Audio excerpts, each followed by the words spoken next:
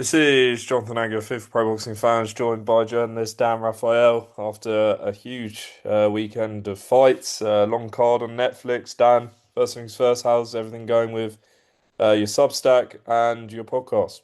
Oh, everything is great. Thank you very much for asking. I appreciate it. Substack.com, danrayfield.substack.com. Go and sign up. Takes 2 seconds to pop your email and you get everything. Yeah, check out the link in our description. We'll put a link to your various platforms. Thank you. Get that very helpful fight schedule as well. So you can Every see. Tuesday. There you go. Dan, let's go straight into it. Tyson Fury returned on Saturday night at Tottenham after 16 months out, beating Arslanbek Makhmudov. What did you make of his performance? Well, it was a little rough at the beginning, not to be unexpected, I guess, when you're coming off of a 16-month layoff and at his age, 37 years old. But after a couple of rounds to shake off that rust, shake off the cobwebs, I mean, he did what he does. He looked pretty sharp with his jab. His movement was solid. He took some good punches, not too many. Um, and even though I didn't think it was the most entertaining fight in the world, but I understand why it went the way it did. Tyson was doing what he had to do, get back in the groove. Obviously, looking to set up much bigger business down the road. And in the end, while maybe it wasn't the most crowd pleasing uh, commitment of your time, he certainly won the fight handily. To me, it was 11 rounds to one in his favor. I know two of the judges had it a shutout. Those seem to be the two logical scores. Amakmadov probably won the first round. I didn't see the official scorecards, but that was basically it. It was a complete rout. I mean, he had a guy in front of him who I'm sure they went and they studied this when they were getting ready for the fight. Extraordinarily one dimensional. That one dimension is a guy that's just going to come forward, kind of throw overhand, wild overhand right hands, try to clip you with a big punch. He's obviously got tremendous punching power. And if Tyson Fury could, be on his defensive game and not get caught with something crazy, he was going to be able to take care of business. And that's exactly what he did. We saw him, during the broadcast, Turkey Al Sheikh hinted that Fury Joshua was done and it was going to get announced that evening. Fury goes up to Joshua. Joshua doesn't get in the ring. What did you make of that whole exchange? I thought that was pretty interesting, actually, because when you've seen plenty of fights where it's a matter of a match that's happening in front of you, but it's really designed to set up what the next fight is, it's kind of cliche. They do the fight, the guy wins, they bring the other guy into the ring, they face off, they jaw with each other, they take some photos, and a few months later they do their match. Sometimes that happens. There's other times where we've seen guys get in the ring and confront one another, and for different reasons, the fight doesn't happen. The case that I think of most recently that comes to mind is all the stuff that happened between Virgil Ortiz and Jaron Boots Ennis after Virgil Ortiz won a fight later at the later part of last year, and they got in front of each other, and everybody thought, okay, that's going to be next up, and of course, that's not happening. So that's a cliche thing in boxing. I actually thought it was a great plot twist in some way that Joshua basically said, go f yourself. I'm not going to listen to what Tyson Fury says. He's not my boss. I'm the boss. I'm the landlord, as he said, and I understand Turkey wants to do the fight. He's wanted to do the fight for quite a while. Obviously, there's no deal signed at this point.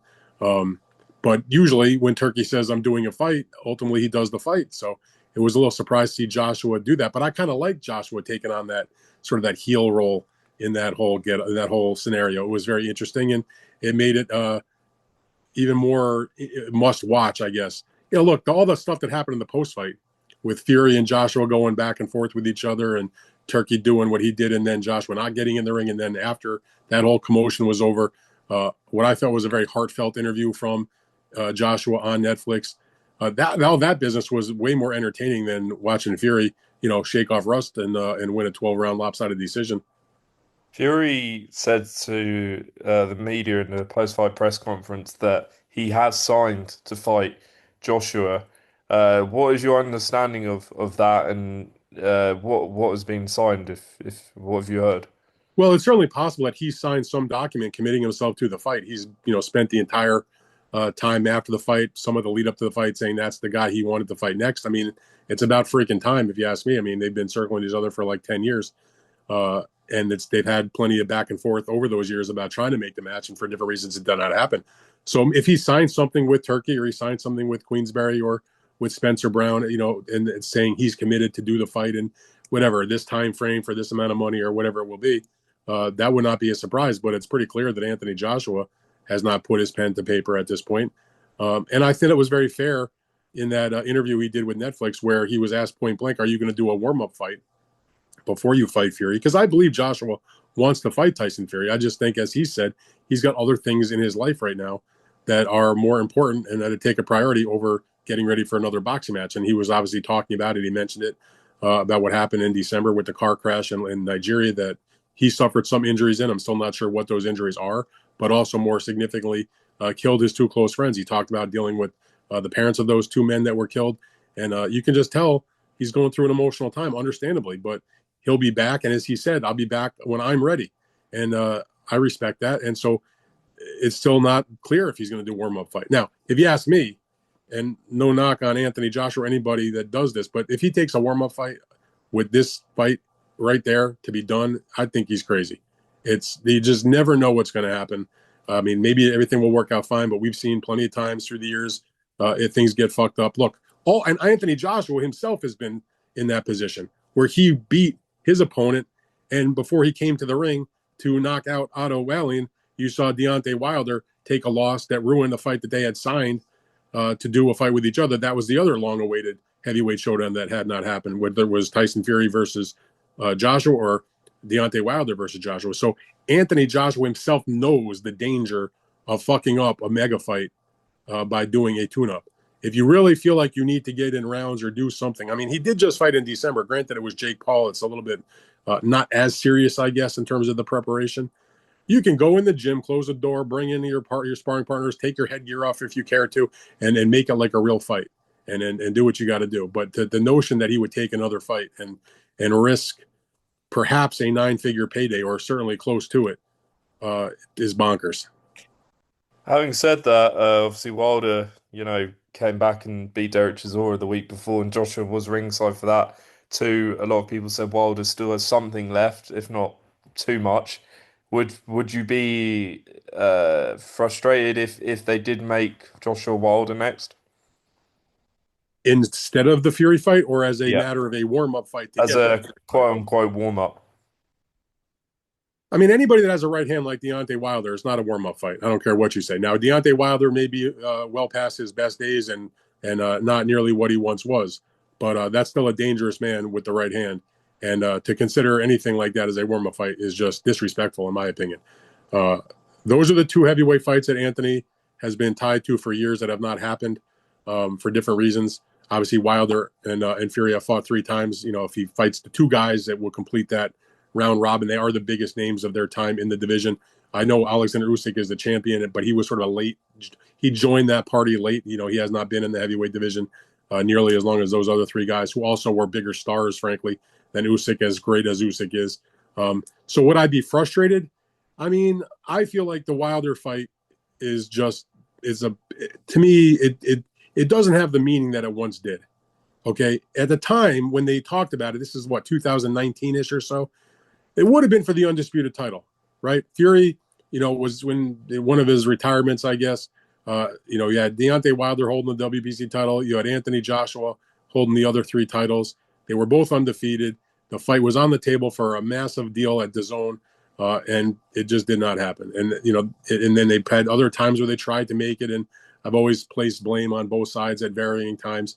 And it's come and gone. And even when they got it done, for the scenario I talked to just about a minute ago about how they were on the same card in Saudi Arabia and Wilder lost, but Joshua won. Even when that was made, then it was already kind of past its sell-by date. I would have still been happy to see it, fine, but it would have been a non-title fight that didn't really have much meaning. Now, Joshua against Fury is not nearly as past its sell-by date, if you ask me, even though it's edging there for sure.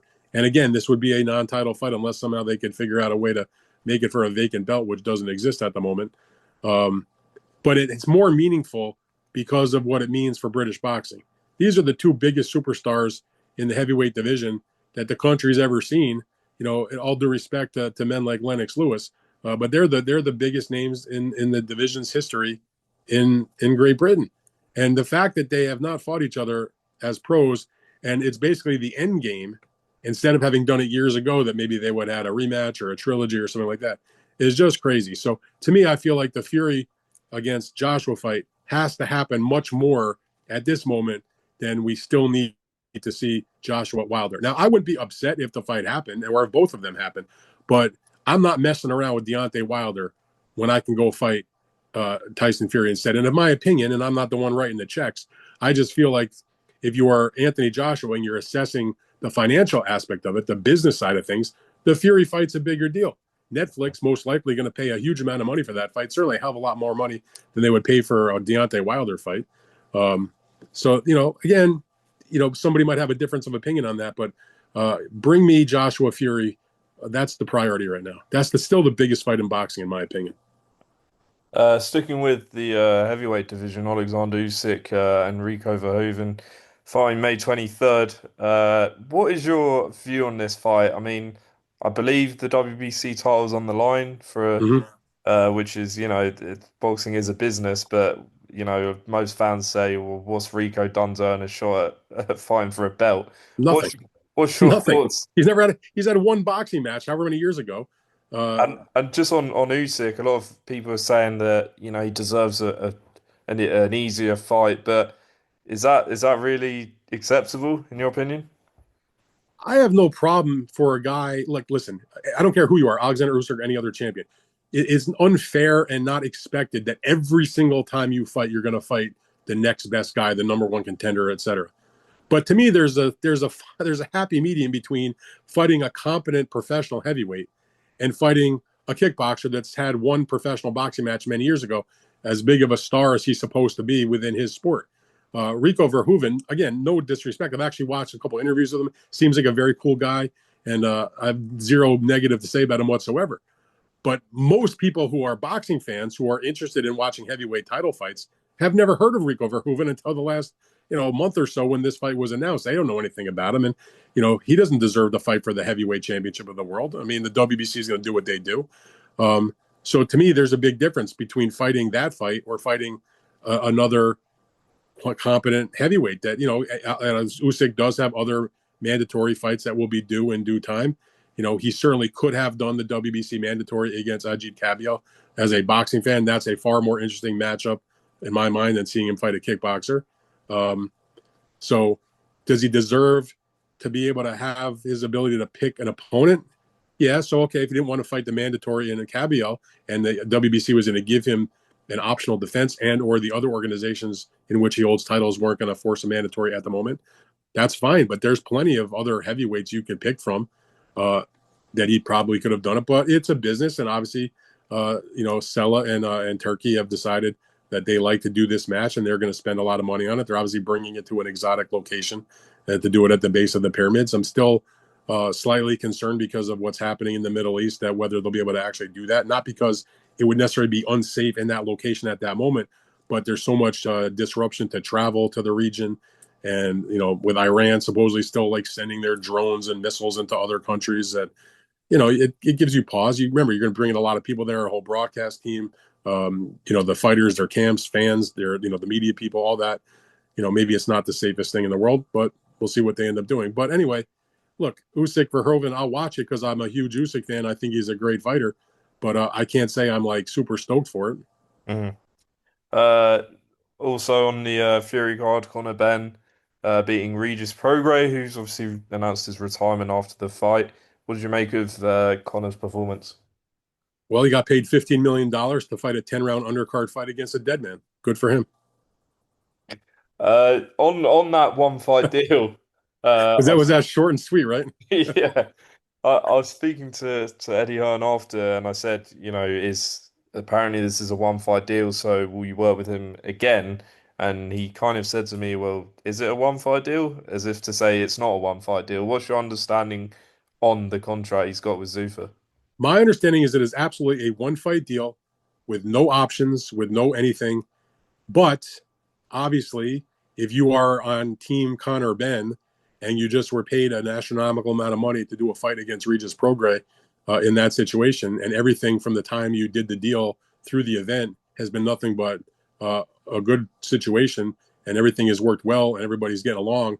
Of course, when they come calling to sit down with you to talk about the future, you're going to probably give them the first shot and see what they have to offer. I mean, so it won't come to me as any way of a surprise if Connor ends up doing a longer term agreement with Zuffa. Obviously, if that happens, you'll see a lot of people will say, in my opinion, incorrectly, "Oh, see, it was all set up. He was, of course, going to stay with them. This was that one fight deal was all bullshit." Blah blah blah. Well, the reality is, yeah, he could leave, but if like Keith Connolly, who's the manager, and I know Eddie has had a lot to say about Keith and all that because of everything that's happened. But if you look at Keith Connolly's track record, he's not a manager that's going to go out there to look to burn a bridge. I mean, he just did, in his opinion, probably, and Conor's opinion, most likely, great business with Zuffa. Why wouldn't you go and talk to them? They can deliver big money. They can deliver big events. And I know that their fights are primarily on Paramount Plus in America. Obviously, they just did their deal with Sky Sports in the UK. But because the Saudis are involved in both Zuffa boxing as well as the Ring Magazine cards, Conor Benn would be, if he signs with them, or not just Conor, any fighter, would most likely have the ability to fight on their regular shows as well as to go on the bigger events like a Ring Magazine card, the way that Conor Benn did against Regis Prograis. So that would seem to be maybe the best of both worlds, where you can get paid big money on the big shows against big opponents. And by the way, I don't know if you noticed or if you're watching on Netflix, it was not lost on me that sitting there ringside, I think kind of next to Connolly, actually in the crowd right there on the TV side, were um, uh, uh, Ryan Garcia's manager, Mm. uh, uh, Guadalupe Valencia, as well as Louis DeCubas Jr. from PBC. Uh, what's the biggest fight you could probably make from a commercial point of view right now in the welterweight division? Undoubtedly, it would be Ryan Garcia defending the title against Conor Benn. Uh, I don't know this for a fact, but I guarantee you there were conversations during the course of that visit to the UK by those two men about possibly doing something with Turkey about Ryan Garcia and Conor Benn in the future, I or did, Ryan Garcia against another one of their fighters in the future. yeah, I did see something on social media earlier that potentially in Vegas in August, but I'm not sure how true that is. We will see what happens there. Last one down because we are running out of time on this Zoom. Top Rank did announce their deal with DAZN recently. Obviously, what did you make of them signing with DAZN and there's also rumors potentially PBC might end up on DAZN at some point. What's your understanding of all of it? Well, I mean, I've heard the rumors about PBC also. I'm not sold on it yet. I know they're still doing things with Prime Video. There's been a lot of conversations about Prime perhaps, and upping its investment and doing some, shows beyond just the pay-per-views and maybe more regular or the non-pay-per-views, that sort of thing. So we'll see what happens with that. But as far as Top Rank coming to DAZN, not a surprise. Look, they've been looking for a broadcast partner since their ESPN deal expired this past July, July 31st of last year, and they made the deal with DAZN, and it's not exclusive. So they're still out there talking to other outlets about another part of for their portfolio. They've had been back in talks with ESPN. They've talked to everybody. But as far as the part of DAZN, look, that's a good thing. If you notice the types of fights that are being made, they've made basically every fight that Top Rank has on the schedule right now of their main guys. They're all against matchroom fighters. The cool thing about the zone deal for Top Rank, and I guess this will be for other promoters as well that they work with, is that at least this won't have any impact on in Britain or the rest of the world, but here in the United States, when the zone announced just like a week ago or so that they have now made a deal with TNT Sports, not to be confused with your British version of TNT Sports, but in America, TNT is a big cable channel. They've been known for having they've done NBA basketball for a long, long time. They've done all kinds of other sports through the years, and they have a deal now where once a month they're going to have a DAZN show from one of their providers, be it Top Rank, Queensberry, uh, Matchroom, or Golden Boy, that will simulcast essentially on TNT. In other words, in America, you got to really want to see boxing, you got to buy DAZN. But plenty of people still have regular basic cable, and it would bring championship level boxing back to basic cable once a month, kind of the way it used to be with Showtime or HBO, even though that was a pay channel. But Mm. still, the point is being on cable. And so the first event of that new announcement that they made will be on July 4th. And as it happens, the first card is going to be Abdullah Mason, the top ranked fighter that won the WBO lightweight title on one of Turkey's cards this past fall.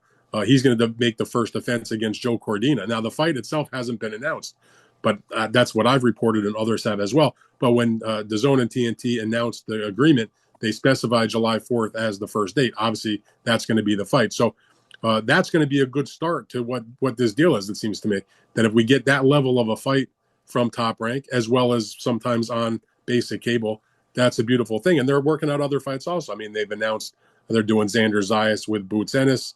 That's going to be a fight on DAZN as part of their Top Rank deal. They've just, I don't know if it's been announced yet. They're doing Oshaki Foster against Ray Ford with Matchroom Boxing as well. So they seem to be off to a pretty decent start. If you ask me, they're going to do Keyshawn Davis is going to defend. I believe it's going to be in in his hometown, Norfolk, Virginia. That'll be, I believe, that's the very first event that Top Rank will do with DAZN. So, they're getting things going, and it's good. Top Rank's one of the top promoters in the sport. They just celebrated Bob Arum's 60th anniversary of promoting fights, and it's about time they're back on the map doing some important fights.